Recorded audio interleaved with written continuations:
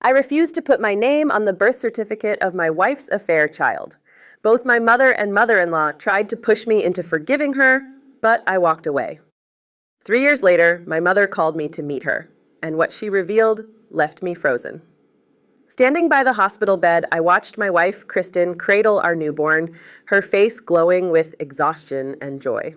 My mother, Linda, and mother-in-law, Dolores, stood beside her, beaming with pride. I hadn't moved closer or reached to hold the child. My mother's sharp gaze lingered on me, but she stayed silent. A nurse entered, holding a clipboard. "Mr. Davis, I need you to fill out the birth certificate form." I turned, my voice calm but firm. "We'll do it after the DNA test confirms I'm the father." Kristen's head snapped up, the baby stirring against her. "How dare you, Martin," she hissed, her voice rising.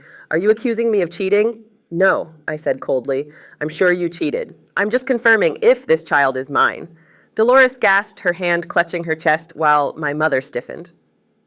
"Martin, this isn't the time," Dolores urged, her voice low. "Your words could push her into postpartum depression. Think of the baby."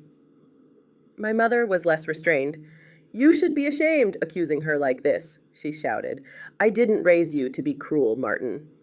I ignored them, my eyes locked on Kristen, who clutched the baby tighter, tears welling. "Kristen," I said, my voice steady, "should I call your lover, Marshall Jones?" Her body jerked, horror flashing across her face. "What? No, I have nothing to do with him." I pulled a folded paper from my pocket. "Then why did you message him? My husband should never know about you and me," I read aloud, unfolding it slowly. "He sent me this screenshot." Kristen's face drained of color. "How did you get this?" she stammered, sobbing. "He said no one would know." "So you did sleep with him," I said, my voice like a blade. "You got pregnant with his baby." "Martin, stop," my mother pleaded. "It's not proven the child isn't yours." Dolores nodded. "What if it is yours? You can't assume the worst." I exhaled, the weight of months of silent suffering pressing down. "I've known about her cheating for 4 months," I said, watching Kristen flinch. "I waited for the baby to be born for the DNA test. I wanted her to have a smooth pregnancy, but now it's time for the truth. If the baby's mine, I'll be his father. If not, I'm done with her." Silence hung heavy. My mother wiped her face, weary. "Martin, the baby's innocent. A single mother can't raise a child alone. Think about reconciliation." I turned to her, my voice sharp. "Reconcile? Sit in therapy and hear how I failed her? How she was justified in cheating? You want me to raise another man's child and pretend I love her again? Is that what you want, Mom? Your son, a willing cuck?" Her lips parted, but no words came. "You want me to suffer more?" I continued, shaking my head. "Are you really my mother?" Dolores held Kristen's arm as she sobbed. "After she's discharged," I said coldly, "take her with you. Her belongings will be delivered. She's not entering my house."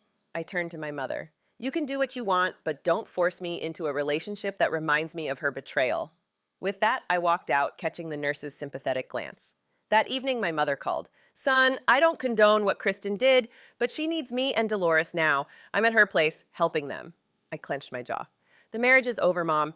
Even if the child's mine, I'm done. Stop pushing or consider your son dead." 2 days later, my lawyer served Kristen with divorce papers. I canceled her credit cards, drained my share of our joint account, and froze our investments. My mother called again, her voice shaking. "You shouldn't have done that. She's not recovered, and you're heartless." "Heartless?" I snapped. "Where was her heart when she betrayed me? Stop blaming me for her actions." 3 days later, the DNA results arrived, not the father. The finality settled in, erasing any doubts. I drove to Dolores' house. Kristen answered, her face lighting up with hope. "You've come back," she said, smiling. "I knew you loved me." "Stop," I said, halting her. "I'm here for your mother." Dolores appeared, my mother beside her, holding the baby. "Look, Martin," my mother said, "he has your eyes. Hold him and you'll forget everything." "Stop it, Mom," I said, my voice ice cold. I handed Dolores the DNA results. "Read it aloud." Her voice trembled as she read, "Chances of paternity." She sank into a chair. My mother read it next, whispering, "Oh no," as she collapsed into another. "I came to tell you to stop pushing me," I said. "This child isn't mine. I won't be part of his life." I turned to my mother. "Your beloved daughter took your grandson away. Never push me again." As I reached the door, my mother called, "Martin, stop!" She handed the baby to Kristen and turned to Dolores.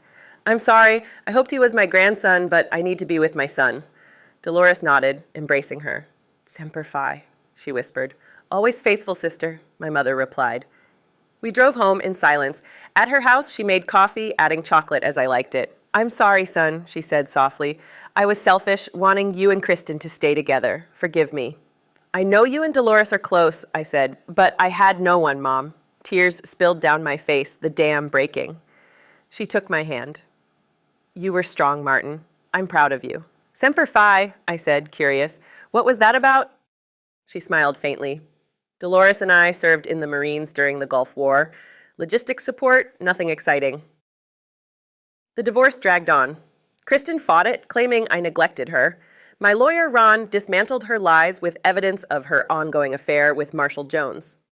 In court, Kristen admitted, sobbing, I was just horny. I wanted sex. The judge dissolved the marriage, splitting assets 50-50.